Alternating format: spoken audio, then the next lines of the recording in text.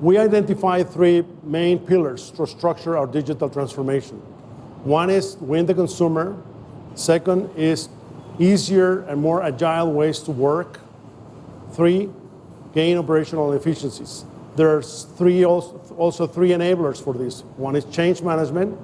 Second, and very important, is a continuous alignment to the business strategy. And third, the use of analytics. Our approach for manufacturing within the company-wide initiative is to increase and sustain our competitiveness through automation, digitization, connectivity, and evolving from labor-intensive to selected, more automated manufacturing processes.